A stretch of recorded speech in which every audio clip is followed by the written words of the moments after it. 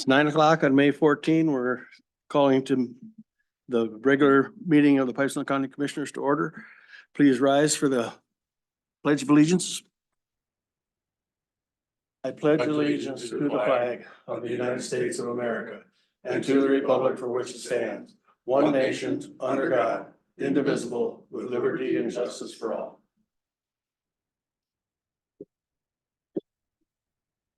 Thank you all for being here. This is a regular meeting of the Pipestone County Commissioners on May 14, 2024. The agendas are Luke Johnson, Doug Nagel, Chris Hollingsworth, Dan Wildermuth, myself, Dallas Roskamp, Steve Ewing, County Administrator, and we want to welcome Carrie Menace, our new HR Director, to her first official meeting.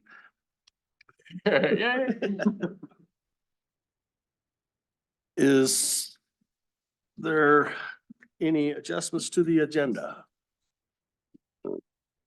Mr. Chairman, it's been recommended to me to postpone committee reports to the May 29th, 28th meeting, excuse me, in the essence of time for the commissioners to get to the hospital for your drilling thing there today for hospital week. Hospital Appreciation Week. Yep. Thank you. All right with you guys? Do Yep. that on the next meeting? Yep. We'll scratch that for this meeting. then. Mr. Chair, if that one adjustment, then I'll move the agenda. Okay, is there a second? Second. Any other discussion? All in favor, say aye. Aye. All opposed, same sign. And we move to the consent agenda. Approve the minutes of 4/23/24, 5/9/24. Approve the auditor's warrants of 4/26/24, 5/3/24, 5/10/24. Approve commissioners' warrants. Approve hospital warrants in the amount of $628,291.47. And approve treasurer's report April 24. Mr. Chair, I'd move for approval. Thank you. Is there a second? Chris, second. Any discussion on that? All in favor, say aye. Aye. Opposed, same sign. Carried. Mr. Nick Bergman, County Engineer, you're up.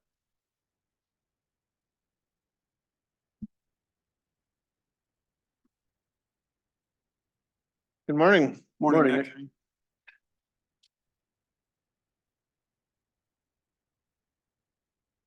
All right, first up for me would be some project updates. I forgot to include those with my packet last week, but I printed out copy. Everybody this morning. Okay. Sorry about that. Can't believe it slipped my mind with how busy last week's was, but either way, getting to project updates. The first one I have there is for our 2024 overlays. I just noted that construction has started and I should probably say it's about half done even, so. I would expect by the next meeting, we're pretty well wrapped up with our overlays, so. Next update would be the seal coats. The aggregate has been delivered to our yard and, last I heard, they're gonna start this week on those. Probably only take them about 2 days, so should move quick once they get in. Next update, Stone Arch Bridge rehab. The floating dock is installed and the railing, well, put railing work starting soon, but they actually got that done, as you see in that picture, so they're moving along well with that. Steve, could you pull, Or scaffolding, I should say. Scaffolding's done, they're working. could you pull that picture back up for us? Maybe you can kind of describe to us a little bit from the picture. I can take a shot at it. This is my first one, so.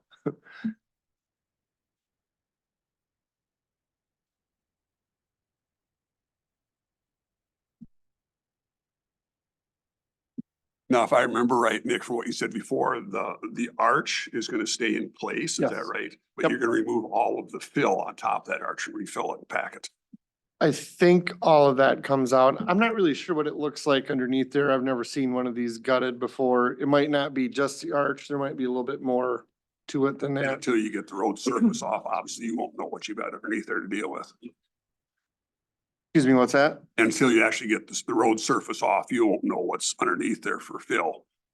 Until you get that opened up. Right, they have a little strip by the curb that's out so they could expose the curb and see that, but it's kind of a mess, you know. So that dock is actually floating. That's Yes. that's not anchored down into the bedrock. No, when I watched them do a little bit of the installation, and it was just pieces that kind of interlock together like a jigsaw puzzle or Legos or whatever, and that's just floating there, and they have some cushions. So it's not rubbing up against the bridge, and they have their silt fence out there and floating curtain on the other side. You can kind of see it when you look through the scaffolding, and So this view that we're looking at, then this would be the southwest side of the bridge, southeast. southeast. Yep. And then on the north side, then they got the same set of scaffolding on the north side as well, On the west side, on the west side, excuse me. not yet, but I don't know if they'll put up more over there, or if they'll just move this to the other side. I guess I didn't ask. Doesn't matter to me, so I'm not gonna tell them how to do their thing, you know, they're the experts at it, not me, so. But yeah, Just a little, just a little background on this. This is the only stone arch bridge left in the state, except for the big one over the Mississippi. I'm not sure on that. If I remember right, I think it's the largest in-service single span. If I remember right. There might be more. I think there's like a multi-span one up in Minneapolis. Yes, it goes across Mississippi. Pedestrian, I think, maybe some of that. It's back in to the cities, pedestrians. right? Yeah. Okay. Yeah, I think this is the largest in-service single span in the state, if I recall. So, Then on the face of the stone where the grout marks are at, where all that leaching is, you said they're gonna try to get that all cleaned off there and then retuck point it all. yeah, I think the spec calls for 90% removal, if I remember right. We had some historians down a couple years ago. And, oh yeah, you were there for that. And pressure wash with different tips and different pressures to, you know, try to get that happy medium of removal without any damage to the stone. So So they- there's a so big report on that too. They don't want to use any type of sandblast or any type of that because it would degrade the stone.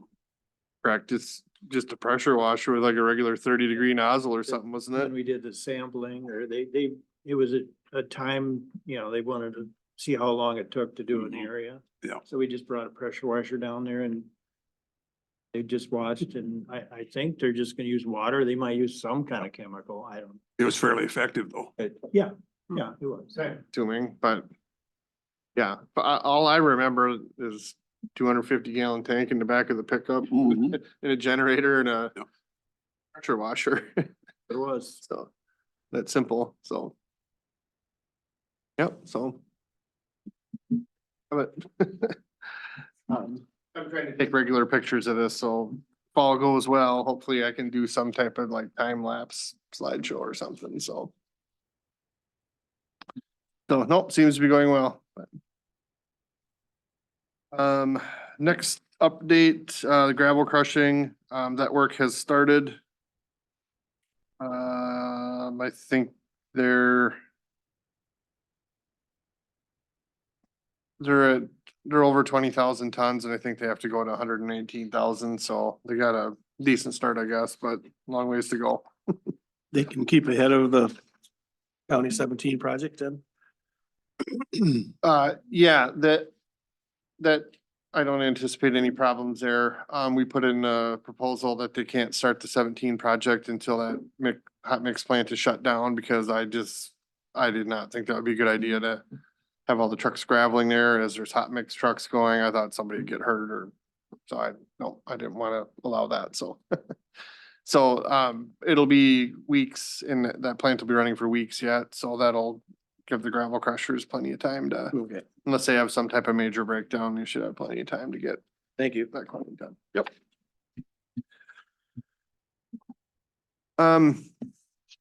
Next up, approve agreement with the city of Woodstock. We talked about this a month ago or something. Really just a simple agreement saying that they'll pay us back for that mix. We should have done it in Island and I missed it, so. So that's all, nothing special to it. Move for approval. There's support for that? Second. Any other discussion? All in favor, say aye. Aye. All opposed, same sign. Carried. Then Dallas and Steve, you won't need to sign this yet. I'll I'll wait till I get the signed one back from Woodstock and then I'll let you guys sign that one. So it's one official copy, but I'll put that in Steve's mailbox when that comes up. Good. And is that for this year or next year? When? It's That's for next week, I would say. next week. Oh, soon. Yeah. I don't think they'll get there this week, but you never know. So, Okay. so I would say by the next meeting, Woodstock will be.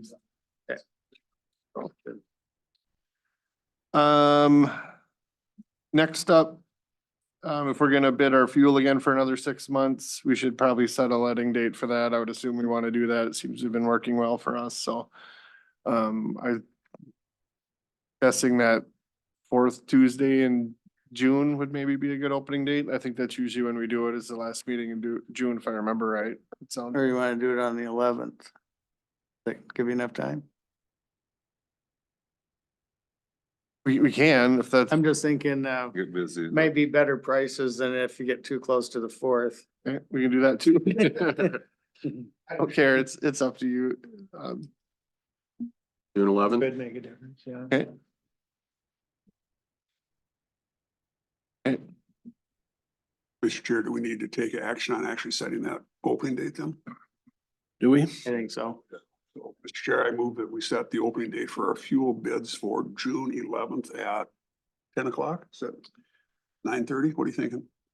So we used to do 10:30 because we actually had a bid show up in the mail once and it was a low bid. Okay, But that was for a seal coat project and that was probably 10 years ago. This fuel stuff, I think they call, You know, I think, actually, Nick, I think some of them get that price in the morning, right? you know, so you don't wanna have it too early. Too early. so 10:30, so June 11th Oh. at 10:30. I see what you're saying. Day of. They call you in know, their because the supplier. prices change so much, I think they wait till. Right. But I'm just saying, I don't think they can mail theirs in because No, there's no, too much no, but the fluctuation, people so, that, you know, we usually have two, yeah. just bring them in. Yeah, yeah, one has been emailed, recently and the other is Anyway, hand I just delivered, meant so. not too early at all, so. Okay, yeah, with 10:30 or 10 or 10:30, whatever you okay. want. 10:30 it So is. June 11th at 10:30. Okay, is there support for that? Okay. Any other discussion on the time? All in favor, say aye. All opposed, same sign, carried. Perfect. Right, next for me would be, approving our maintenance striping bids. We do this every year, try to get it approved in May, so it gives them most of the year to do the work, bigger window, we think better pricings. That is a little recap. We pretty much take all of our paved roads every year and we eliminate the ones that got striped last year or paved last year, and then I drive all the rest of them and I kind of look at them and. I'll move for approval with the traffic solutions, correct, Nick? Is that what you're- Yep, they're a little bid. We had them last year. We've worked with both of these. We're happy with both of them, so I'd recommend a little bid. There's support for that? Second. I have a discussion question. When you're gonna do County 9, does this get stripes after that then, or? You're gonna seal coat it or whatever? Yep, it'll for sure get center line and I don't remember if it gets white edge. Sometimes we leave the white edge off a year because it tends to be a little dirtier on the edge and it doesn't stick as well. I can't remember where that cutoff is. Some of our higher traffic roads, we put white edge on right away, even knowing it's not gonna last 3 years. I don't recall on that one. I'd have to. Does that company do the center line? The company that does the seal coating, or do we have to do that? It would be a subcontractor. They would line up their own subcontractor. But they're in charge of that though. Yes, That's part of the seal code. Yeah. Okay, it's part of their contract, but they won't do it themselves. All they Yeah. do is seal coat. Yeah, I suppose if they were. Well, they would have their sub lined up. I don't remember who it is. yeah, so that isn't a part of this then. No, this is just our maintenance striping, like, you see it. Kind of wear out on our roads over time and we just, inspect every year and replace as needed, so. Yep, we have a motion on the floor. All in favor, say aye. Aye. All opposed, same sign. Carried. Right,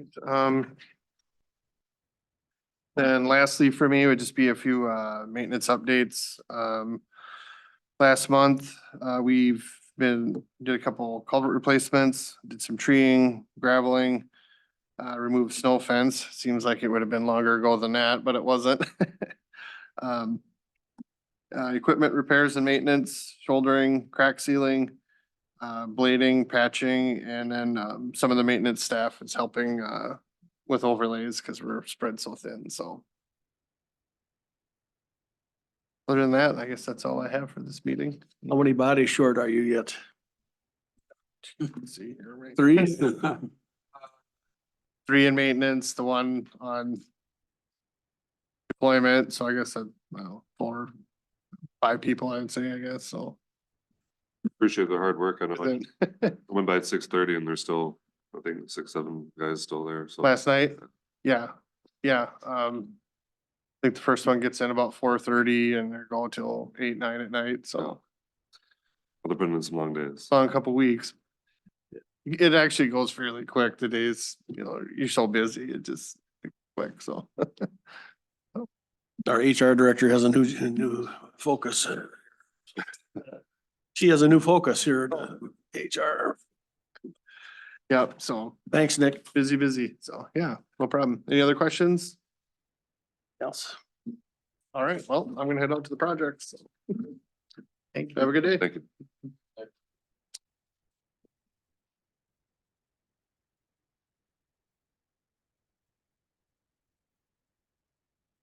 Casey here? Yep. Oh, Mark's here. Marcus. I guess. You don't look like Casey. You don't look like Casey. Are you presenting for her or is she coming or? You're with her. I don't know where she's at. You don't feel like you're on the spot or anything, now, do you?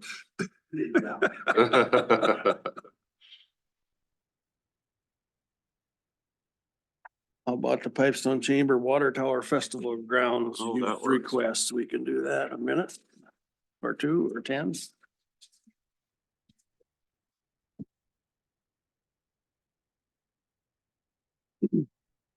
Mr. Chairman, board members, I was approached by Tom and Erica at the Chamber of Commerce, and they're requesting the use of the courthouse grounds for the annual Water Tower Festival. Dates requested are June 27th setup for festival activities, and the tent will be removed on or about July 1st.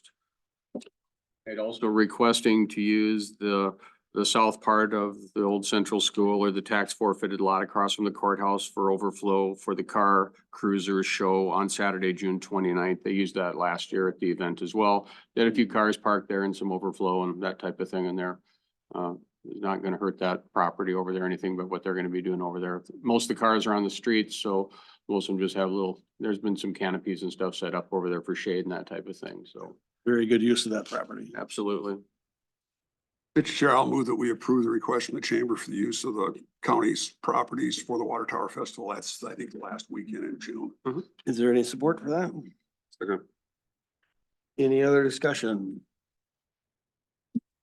All in favor, say aye. Aye. All opposed, same sign. That carried.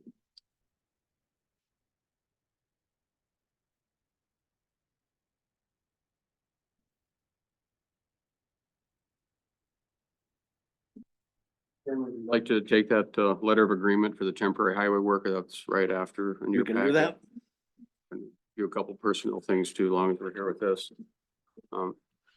This agreement that's before you is the need for temporary maintenance superintendent, I should say. Nate Stoll is on deployment in the military and won't be back until mid-August.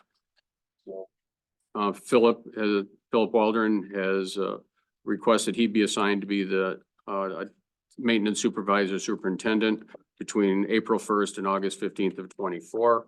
He will receive $8 more per hour for that time period. He shall still be part of the bargaining unit covered by a collective bargaining agreement. And this agreement shall set no precedent regarding temporary assignments for either the union or the county. This has happened in the past when Nate has been gone as well.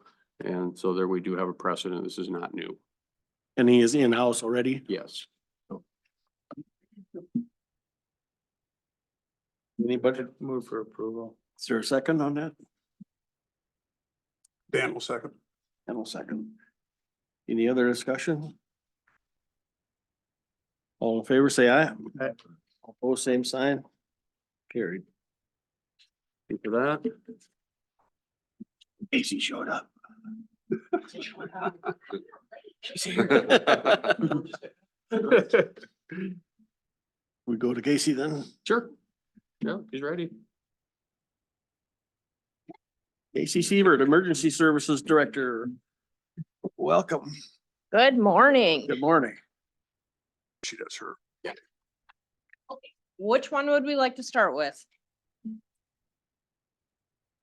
Do the E EMPG grant quick, The easy one. the easy one? Yeah.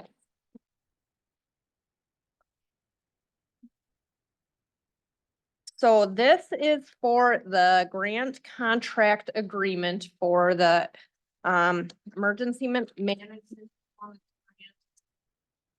guys see them come through every year. Sometimes they get a little bit behind, as you can see with 2022. We just finally in February, or excuse me, in January, got paid for our 2021 EMPG grant. And that was a little over 16,000, which is typically what it is. This year, the 2022, I am not even sure exactly what it was for, but there was an additional allocation for each county that was $4,690, which brought it to 21,139. So the grant agreement, I think, is pretty much the last thing for it. And everything else is in e-grants and uploaded. The FSRs are all done and everything else, so. Just a authorization to sign it and to accept it, and then Mr. Chair and Steve will sign it, and I have some cleaner copies that I have. I'll give to Steve, so. Hey, anybody want to make that a motion? I'll make the motion. Thank you. I will second. Dan will second. Questions, if I Okay. may, Mr. Chair. Casey, why is it that this is a 2022? So is this evaluated on past performance? Is that how this grant is awarded? It is. So each year, the E EMPG grant, it's broken into quarters. There's like an overall grant in e-grants that we have to fill out different questions, and then there's quarterly reports. The year that it is, we're kind of at the mercy of HSEM on how fast they're pushing everything through. Right now, I'm just about finished with the 2023 grant. But when we write them, the actual grant itself, we kind of write in the middle or the end of the year, but we have to write it futuristically like it's 1/1 of that year. And then the quarterly reports are like, past tense, we're writing what happened in that quarter. Any exercises have to upload after action reports and whatnot to support the exercises. So that's the criteria that they base this on Yes. is your training and also your response. Sometimes response, but a lot of it is, like mitigation and planning and training and the different exercises that you do, outreach in your community with the other responding agencies. Like for the 2023 one, for example, we never have a shortage of getting exercises and drills done. We always have tons of those. But the one that I wrote our after action and improvement report on was the double D gravel drill that we had out by Woodstock last May, because it was just a huge event. It was really easy, and there was so many agencies involved. It was just a really good one to write it on. Yep. Any other discussion? This is all federal funding. The EMPG grant is federal funding and the state administers it. Have you heard anything? I know that there have been requests to the legislature to get state funding, which they provide none apparently. They talk about it every year. They talk about it every year, and I know at our AMC update on Monday, they referenced the fact that, while they didn't think they had money available to give out for this, they were considering starting a new state agency to oversee That's for EMS, yep. Yes, there's a bill going comment through. that, well, gee, it seems like they're not willing to address the problem, but they're willing to spend more money to create a new state agency, which would be a year after year expense, rather than just solving the problem once with one-time funding. Or, you know, even if it was an ongoing amount, it'd be less than what the state agency would cost. A lot of thoughts on that. Me too. Maybe you guys want to meet afterwards. But you haven't heard anything, I haven't heard any progress on it. I just feel that it's a little bit out of touch with some of Very rural much so. EMS. Right. But yeah, I have not heard any updates on that, so Okay. tracking the bill through legislation, and there's some other stuff that's pertinent to like EMS and public safety and whatnot. Right. But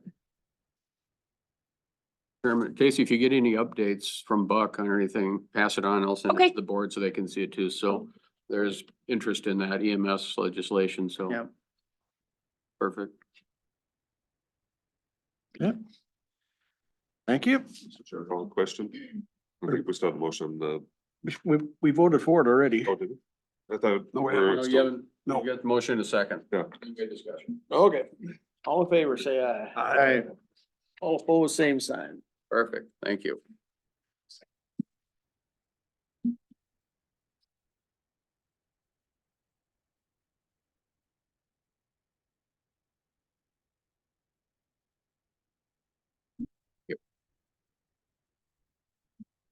Now the hard one.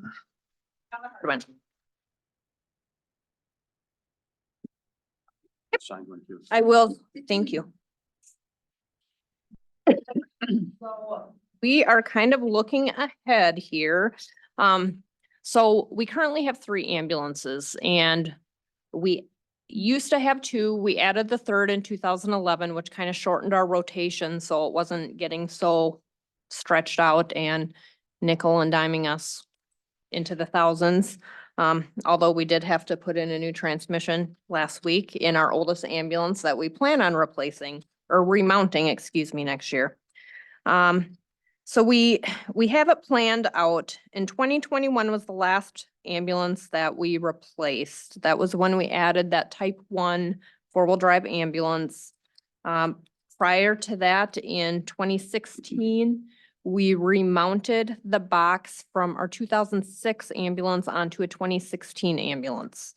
That kind of seems to be what works best. I mean, both, you know, financially for the county as well as for us, as rotating a replacement with a remount every other year, because remounting the box is an excellent way to save a lot of money. For some like Luke and Chris and Dan, you've seen prices skyrocket over the past however many years, and Used to ambulance. be able to get the whole ambulance for less than this. Oh, gosh, yep. Brand new one. Right. Yep, with the cotton power load and we're not planning to replace the cotton power load at this point. They are still serviced by Stryker, the manufacturer, and I mean, they say they're in excellent condition, no need to replace them yet. But just for example, in 2021, when we had that last truck, the association saved to fund that for 2 years with the fundraising, but that was about $42,000. Now it's about $62,000. So that went up 20,000 in just not very many years. 50%. Yep. Crazy. And I mean, it doesn't help when manufacturers are limited, so they can charge that. But anyways, so our plan is to remount our 2011 box that's currently on a Chevy G4500 chassis. It is a type 3 ambulance, and we plan on remounting that box through Lifeline, who we are contracted with through North Central EMS and the Savick Group. So the pricing is locked in at that point, and there's no need for multiple bids. We plan on remounting that onto a new 2025 chassis. However, the production line and the chassis ordering is out quite a ways, so that's why we're here now, in hopes that we can receive the entire unit completed next year. So what, Mark has worked diligently with Joe Kunkel from 94 Services out of Monticello. do the ordering through Lifeline ambulances from their manufacturing plant in Iowa. We've worked with Joe for decades. He's been there for I don't know how long, 90s. at least, but he's fantastic. And I mean, Lifeline too, we can't say enough good things about them. We have, I mean, their service department and their electricians and their parts guys. I mean, we all know them by name. We'll text them a picture if something is wonky and they'll overnight us a part. So their service has been absolutely fantastic throughout the years. So Mark worked line by line with Joe on this remount quote. And the bottom dollar ends up being around on the last page, 182,878,000 with just a tiny bit of variability in there for a couple small things. We went through, we cut out pretty much anything that's not a necessity for us, which saved a significant amount of money. So the ambulance that you see here is really nothing, I mean, it's nothing special or crazy. It's just pretty much remounting, and they'll completely refurbish the box that is existing and then mount that to a new chassis. And I mean, Is the chassis a four-wheel drive? no, nope. It's a type 3, just like the one that is now. We're just gonna keep the one 4-wheel drive. It looks like a van, front end looks like a van. Okay. Type, I guess they call those a type 3. We have 2 that are like that. So we have, this 2011 is a type 3. And then the one that is the 2016 remounted one, that is also a type 3. Here, the box that we're gonna remount in, is that an aluminum box or is that a steel box? Okay, does it show any stress or cracking or twisting or anything? That's all. Not that we can tell. They will inspect it. When we send the truck back to the factory for this remount, they Yep. take it off the chassis. They sandblast the outside down. They take all the lights off on the exterior. Rip it all the way They down. sandblast it down to bare metal, Yep. inspect it, check it, repair what needs to be repaired, and then they start the painting process Okay. from ground zero. Good, so basically. So it the new looks like a unit- brand new box when it's all said and done. And then they mount it on a new chassis. We chose to go with a Chevy GM product this year because that's what currently is under it. For us to switch over to a Ford, which we'd kind of like to do, our fleet as a Ford fleet. There's too many modifications underneath it because the wheelbases between Chevy and Ford are so different. They'd have to do a lot of modifications to make a Ford work underneath it. So we just kept it simple and said, let's just stick with the Chevy GM. Be simpler It'll be a transfer. gasoline engine in the chassis, so we're trying to get the fleet towards the gasoline powered engines. I see in your breakdown, you're gonna reuse the ceiling liner. That saved us $500. That was great. The IV pole, you don't use those IV poles anymore? No, we pretty much rely on the IV poles that are on the stretcher. On the stretcher, yep. So you don't have to transfer that because it's already there. Makes sense. The other question I got though, so this is replacing the unit that we just had to put a transmission in. Did I understand that correctly? You are correct. And obviously that was a big ticket item. And we've had that also on our highway department with motor graders and so forth too. My thought is now that we've already invested that money into that upgrade, what else could go wrong with that chassis? What kind of shape is that engine in? What I wonder is, should we delay this for another year because we already invested the money into that chassis, the existing chassis? It's probably gonna be 2 years. They say the turnaround time on a remount is 1.5 to 2. So for us to get it, probably, I'm guessing, first part of 26 is probably when we'll end up seeing this. So it's not like this new transmission we put in is gonna be gone in 6 months. No. It's gonna be No. a couple No, of it years will before not this be. unit is actually traded off. Did I see that it was a used transmission? Did I? It was a remand Remand. Remand. And if I remember correctly, I think this is kind of what happened when we remounted the 2016. We had to sink some money. I don't remember if it was injectors or I what. think it was injectors at that time. It's very expensive too. Part of why we got away from. It, Mhm. yep, it's just unfortunately, you can't predict that. Well, being it, it's gonna take so long to get, and then we're running that with the highway department, trucks and graders. It takes forever to get those things. Yeah, that makes sense. Probably gotta think out further. It's hard to do it that way, Right. to buy that far ahead, but it's just kind of what it's getting to be, so. Yeah. How many miles does this chassis have on it now, roughly, do you know off the top of your head? Current one? Yeah, 150,000. I think so. it's I done. think. Between one It's fifty time. and one Yeah, fifty. it's time. Yep, especially like I said, it's gonna be 2 years before it's got, and who knows how many miles you put on a year with your transfers. I bet you put on, what, 60, 70,000 a year. Yes, I don't know. I'd have to do the math, but we usually run, right around 250 transfers a year. Majority certainly are to Sioux Falls, but we went to Rochester on Sunday and Go to Thief River Falls, or Fargo or, way north.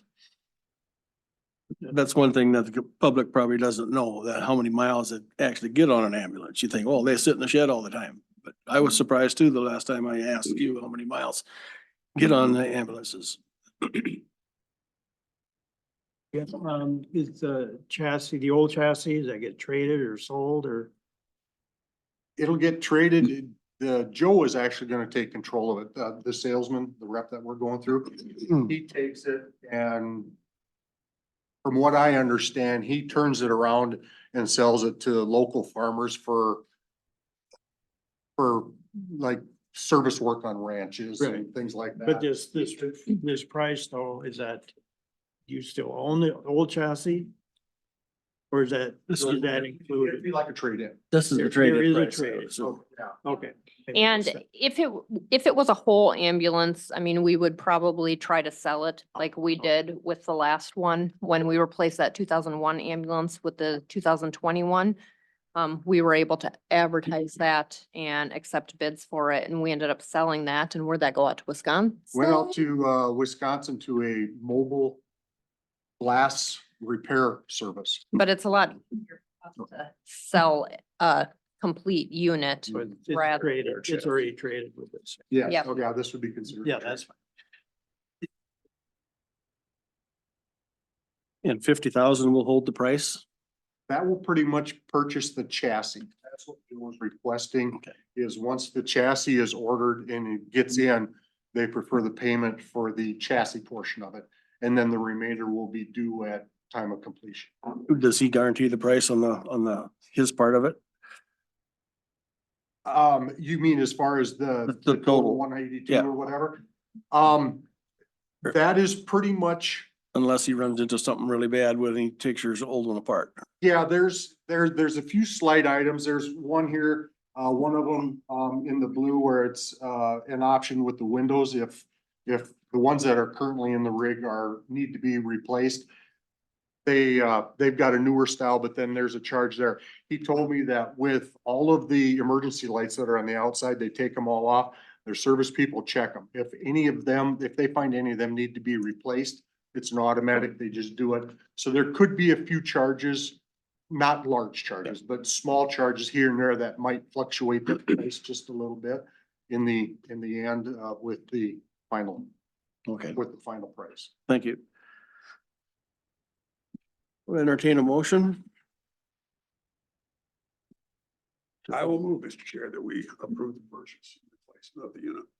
Is Second. there a second for that? Thank you, Chris. Now, any other discussion? I think it's good to get our name on it and we've done that with the vans for the transit and stuff. So we save some money doing that. Everything's just still so far out in production. I guess I got one question yet here. Yes, Doc? Maybe I didn't read it enough, but line number 8, customer keeps chassis, emissions have been removed for 2,000. Is that, I don't understand that. Well, and I don't fully understand it either.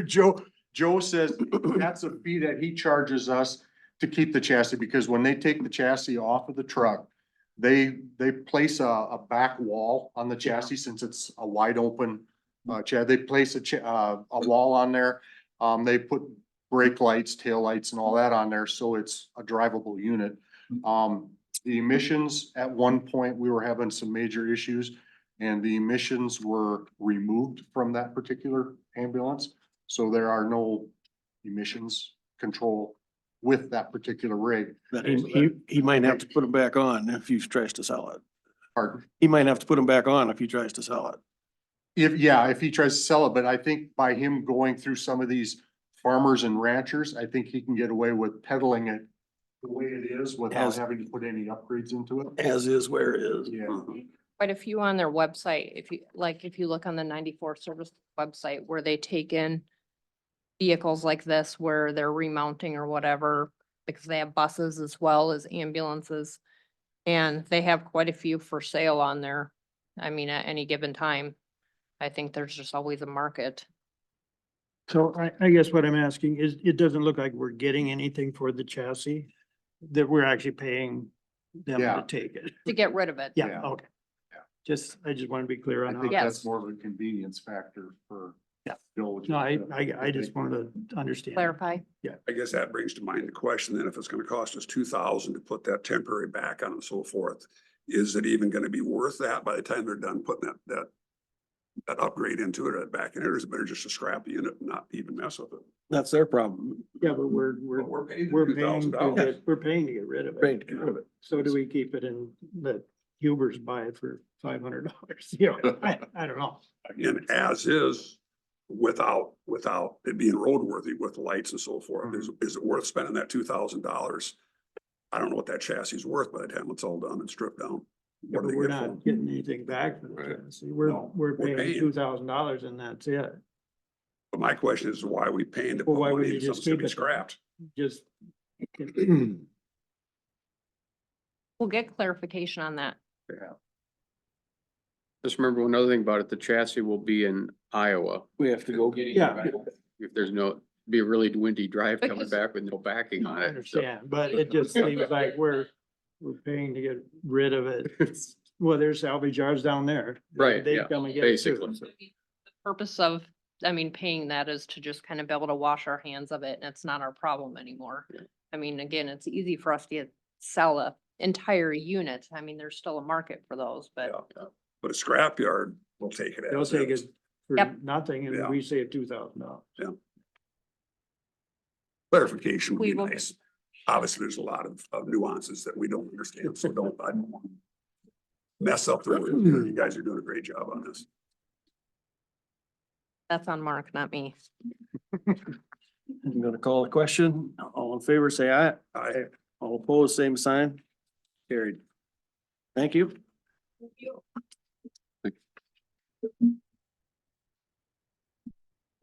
And we're taking the money out of what account, Steve?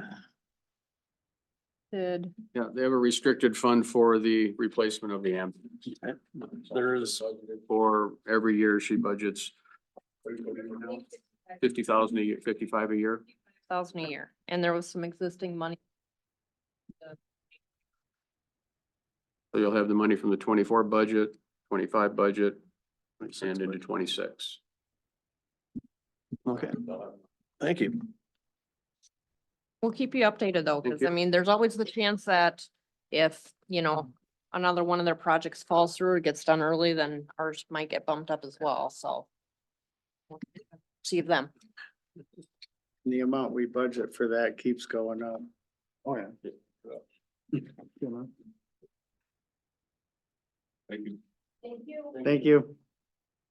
Is Amanda Sandy present and accounted for? Good morning. thank you.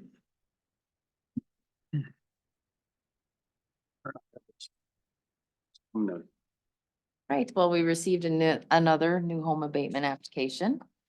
So this one's from Ryan Mullabrook, and he's looking to build in Southwest Acres Edition. I provided you with a copy of the application. Yeah, so I will do that prior to the public hearing, but at this point, we're gonna have you guys check over the application, see that it in line with our program and schedule the public hearing. The publishing requirements, we probably wouldn't be able to do it. My proposal is to do it, have the public hearing on June 11th at 10. The assessors have looked at the plans and assigned a value. Estimated annual abatement amount that we'd be looking at paying is $1,030.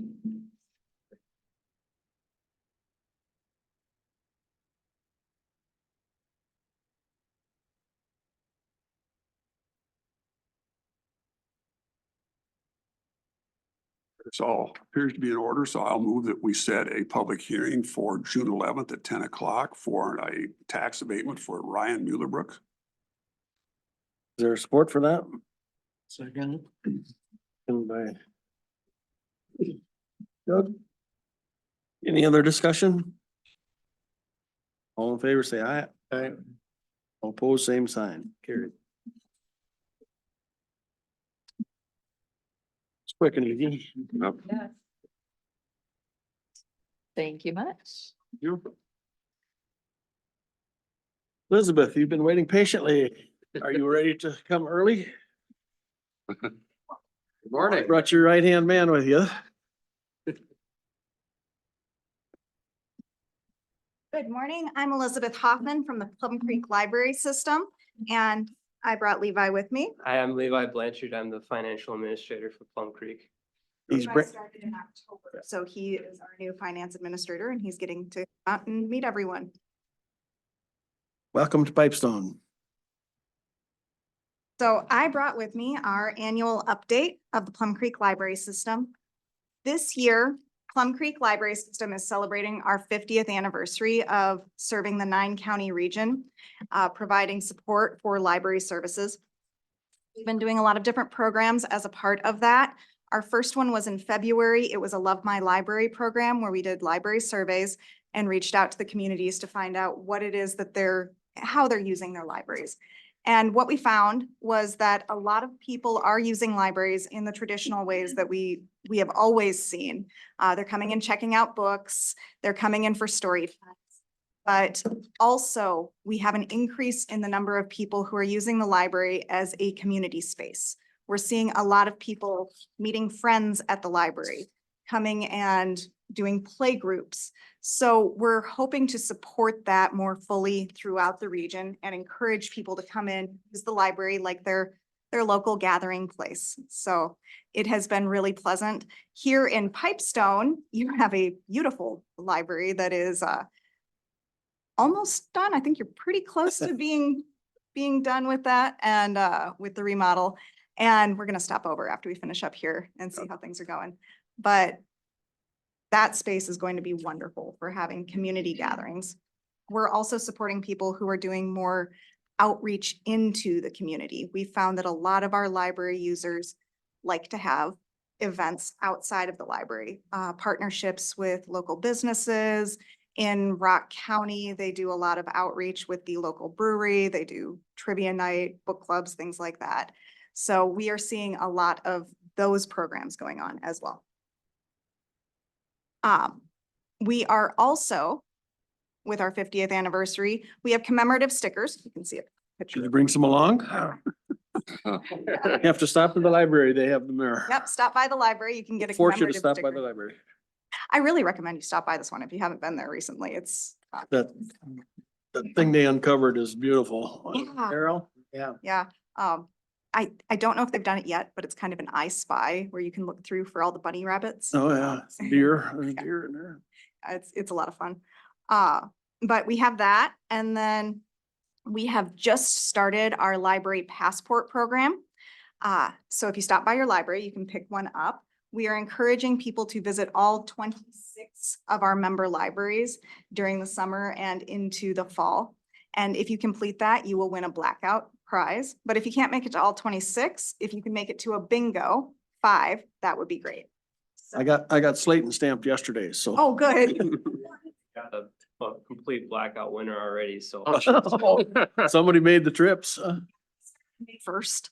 Wow. So someone visited all libraries already, and not one of our courier drivers. Jody snuck in behind you, so don't talk bad about her. She's sick. You're talking about your mural. So this year, we also launched our new strategic plan. And with that, we reviewed our mission statement. What we found is that in the last 50 years, the mission of Plum Creek has changed very little. We still would like to encourage our libraries to do outreach into the community, to provide that high quality of service and to be a point of support for all of our member libraries. But our vision has changed quite a bit in that time, the way that we provide that support. And one way in particular that has changed quite a bit is the way we use technology. So this year, we have signed a contract with SWWC and we are working on a wide area network for all of our member libraries who are supported through E-rate funding. And that would be the libraries here in Pipestone County do receive that E-rate funding. That is to provide a high quality internet connection, a fiber connection into those member libraries. We have some libraries like the one here who have excellent internet connections, but other libraries that we've had outages for up to a week and like to not have that happen in the future. When that does happen, we do have hotspots that we check out to our public, and we have used those to keep the library business going as well. But we want to move forward with that technology in the community. So that's been one of our big goals for 2024. And we've been doing more continuing education for our member library staff. Last week, the week before, I just finished a retreat on collection development for our member library staff. We're working to support them in learning ways to purchase materials. In particular, this most recent retreat was on the focus of languages other than English. We find that in our area, we have a lot of people who speak another language as their primary language at home. We want to make sure that they have materials at the library, but also a lot of families, when we've been speaking with our public, who want to encourage learning another language with their children. So we're trying to support that too. We've been fostering more community engagement, doing things like this bingo program. We have our annual meeting coming up in September, and strengthening our partnerships between everyone. So providing more opportunities to share. The more we can share, the more we can.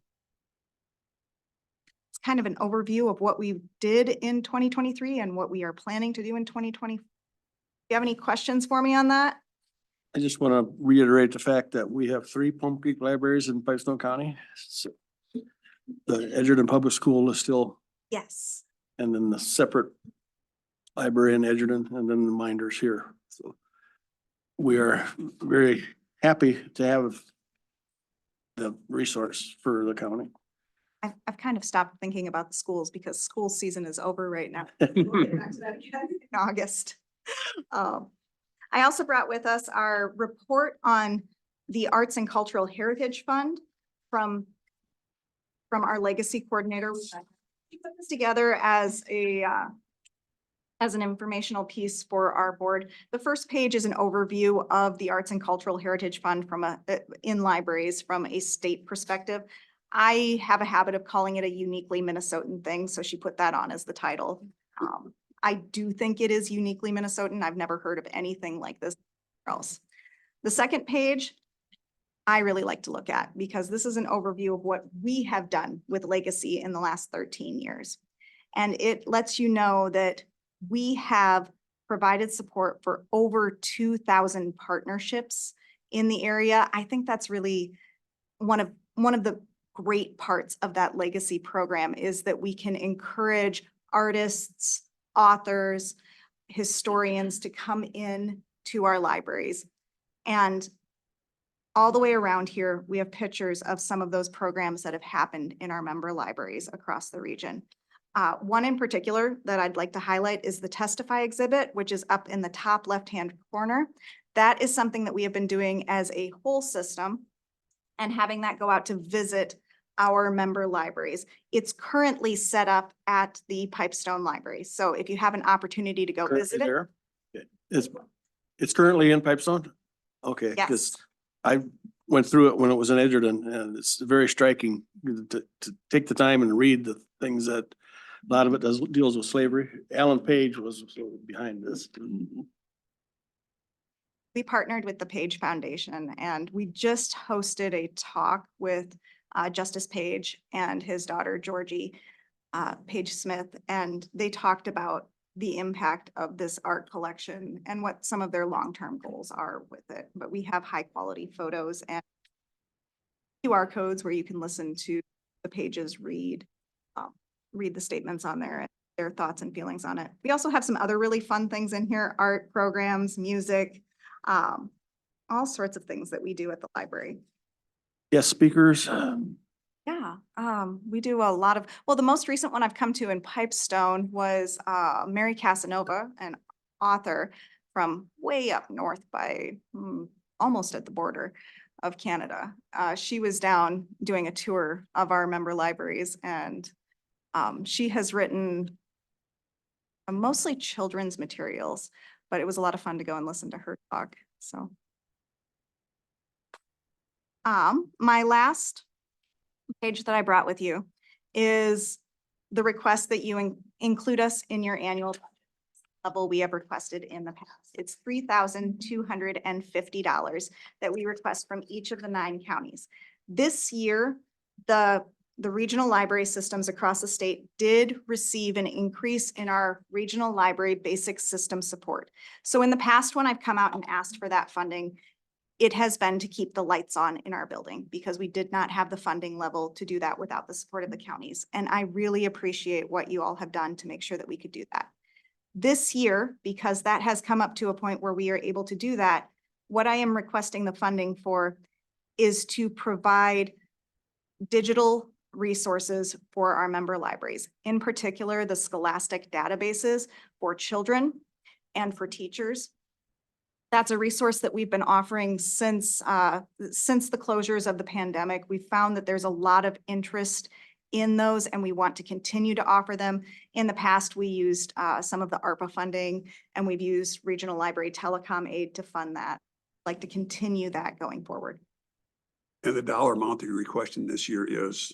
It's $3,200. Same request we've made for previous as well. And Steve, what did we budget for this year? $3,250. Mr. Chair, I move that we approve the request of $3,250 for Plum Creek Library. I'll accept that motion. Is there a support? Seconded by Luke. You want to continue on or? No, do you have any closed questions? You closed your book. You're done? No, I can tell you for hours about the library. Levi, you have any words of wisdom for us? Mr. Chairman, we have a motion on the floor. No, we can discuss, can't we, after the Oh, motion? you want to discuss further? Okay. I'm sorry. Yeah, I appreciate the sport you guys do, and libraries do a lot of good for the community, so county's looking out for us too. Like Elizabeth said, Levi's a new hire and he's done a very good job to keep the board involved in the numbers. And thank you for that. Jody, you have any?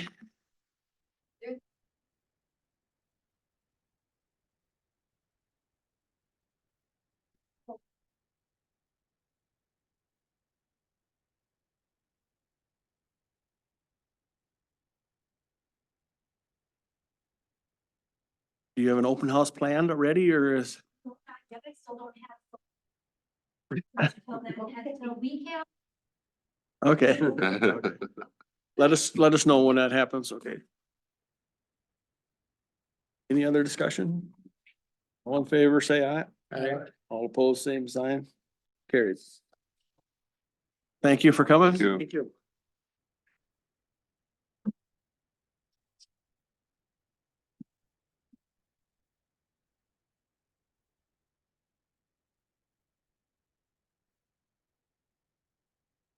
Personnel issues, Steve, Carrie. This time I'd like to have Carrie take the hot seat there. Get her on video. Oh, there we go. I'd like Video. to officially introduce Carrie Menace as our new HR director. She started yesterday. We had a very busy full day, didn't we? I thought we did anyway. I thought it was busy. So I just wanted to give the floor to her and have her tell a little bit about your biography, your background and all that, and just kind of introduce yourself and also so the media gets to meet you too. All right, well. I'm from a town of 100 people. I have a humongous family. Grandpa was a house mover. For people that do things for ourselves up there, lots of libertarians. Um, we moved, my husband and my family and I moved to South Dakota, in 2004, right when my kids were entering school. My oldest was going to kindergarten, so, brought here through a headhunter. My husband is an engineer and a general manager for heavy equipment. So he's worked at Bobcat, Omniquip, Textron, done some Department of Defense applications, but mostly like skid steers and track loaders and things like that. From design to build to structure and flow of plant design. I have been working in HR off and on since I started working, and I think just you're sort of called to be the one who helps people with people problems. My last like 12 years has been at the manager or director level, mostly in manufacturing, some in retail. I've also been a project manager for a Department of Defense grant at SDSU. I've done some general accounting work. I've done grant writing and lots of compliance activities and lots of staffing with really heavy turnover. And I made it through COVID and here I am today. I have 3 kids. They're great. They're great. My daughter came home the other night and she is gonna plant a bunch of trees this summer. So I think that's really cool. I don't know what else. I was an art history major for a while.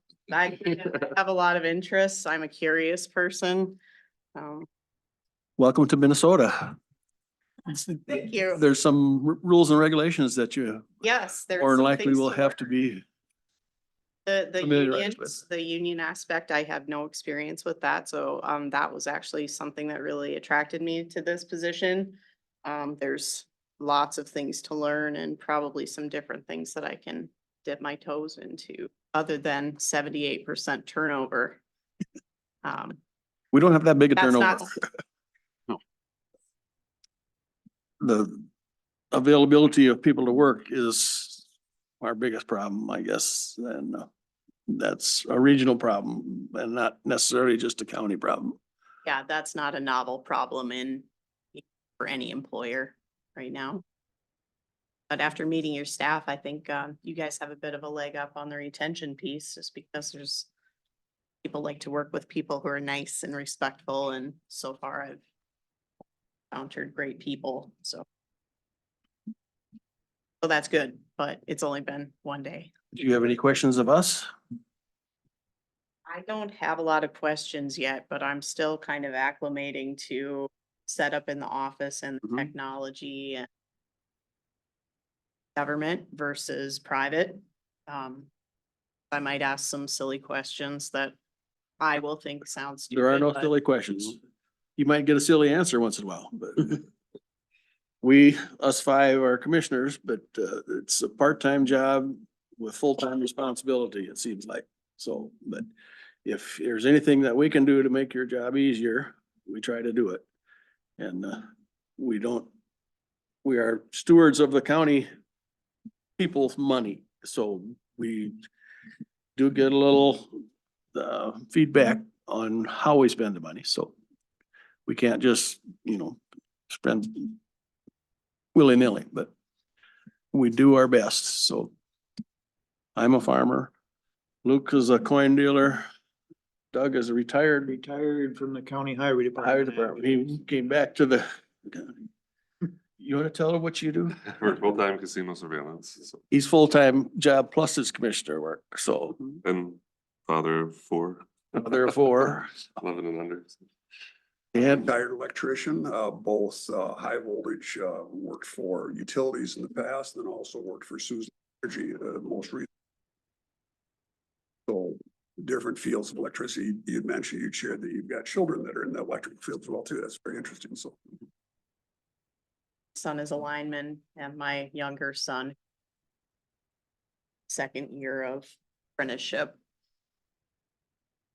They need a lineman in the south part of our county. A truck took out one of the poles this morning. It was one of the angle poles, so the wire sagged all the way to the ground.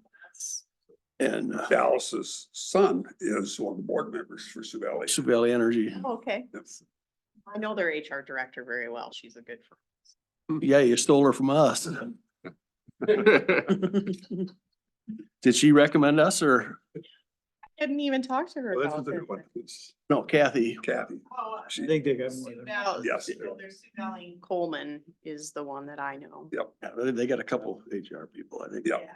Hanson has been, or past has Kathy been, Wythe maybe she's getting close was- to Not retirement. Kathy. They've got, That's- she's another one with Yeah. it. Yep.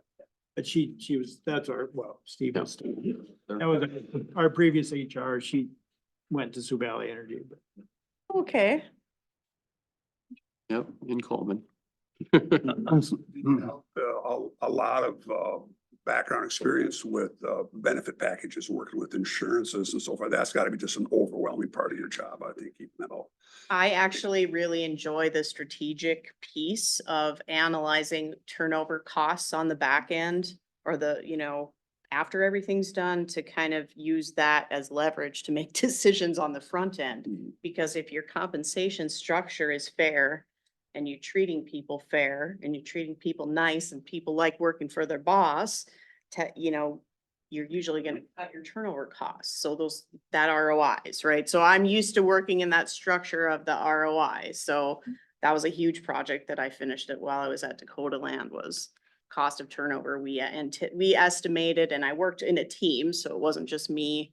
Because lots of people's time is spent when you bring someone on for 6 months and then they don't make it any further, right? So you brake press operator, you just get them to the point where you're making money on them and then they walk out the door. We figured that cost us around $13,000.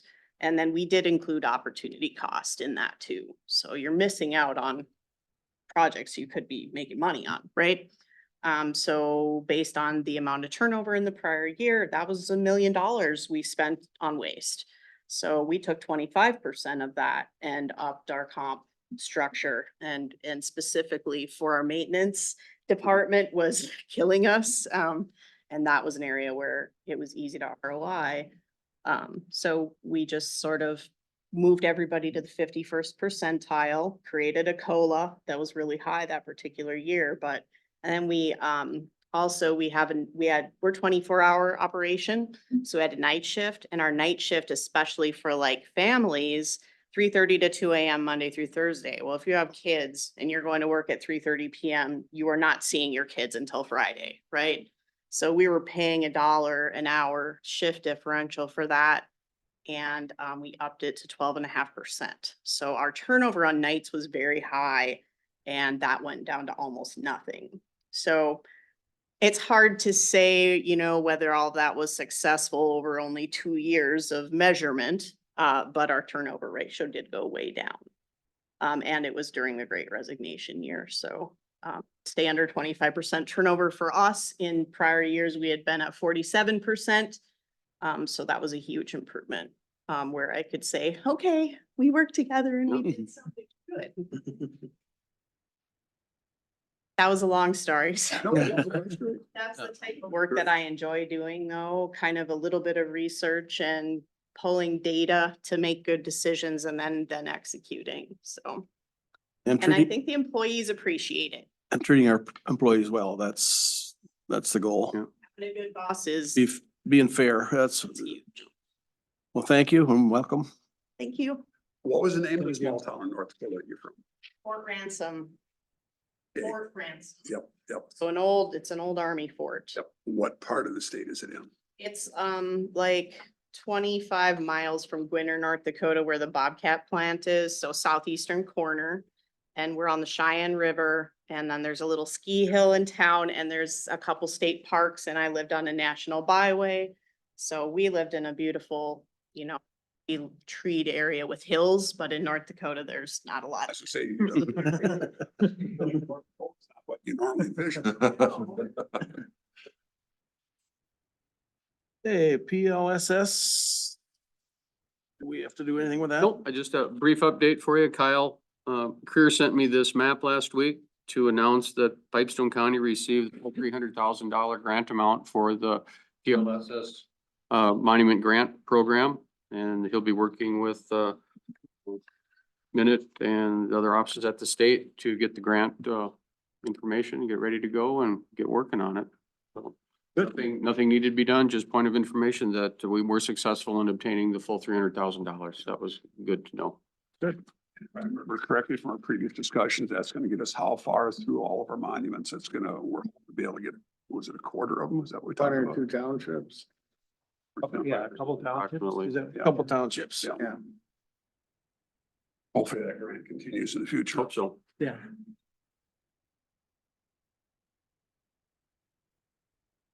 Any other business that's coming before the board? I have one thing I want to say. Thank you to Steve for doing the double duty for the last part-time, and we would like to, I've been in your office several times and his desk is full and it's all HR stuff. So he's not doing his own job. But now it's all in her office. Well, he moved that all, a couple offices. Picked it all up. Yeah, I've been pretty good so far. No, but really appreciate that. You've pinch hit for us before when the auditor left and would like to thank you for that. Absolutely. Does that come under that column of other duties as assigned? I believe so.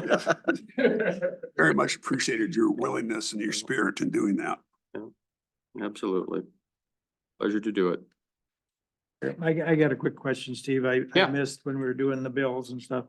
There was a over $6,000 bill on the generator. It just says maintenance. Was that more than maintenance or just repair or what? You know what that was?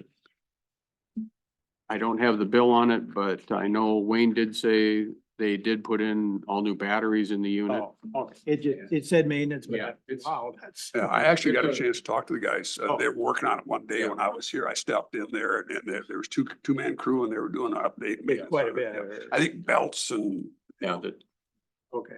It just. it was a scheduled maintenance. Okay. What about the elevator? Is that? the elevator is up and running with no issues. All the blue rags have been siphoned out. It's working well and Yeah. things are good. Good.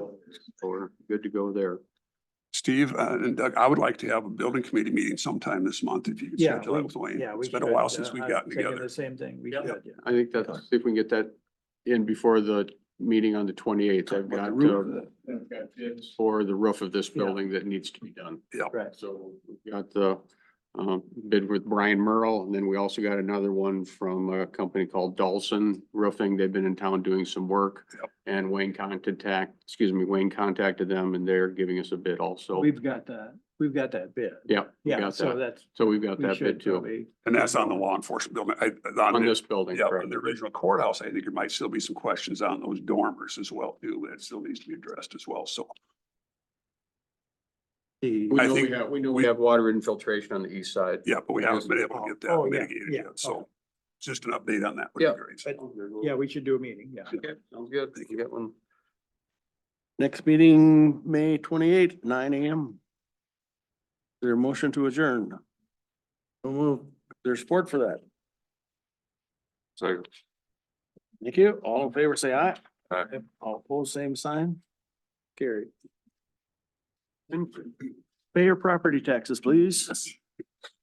Pay your property taxes. Want your name in the paper or what? I got mine here, so What's going on? can you leave me your checkbook? That's all right.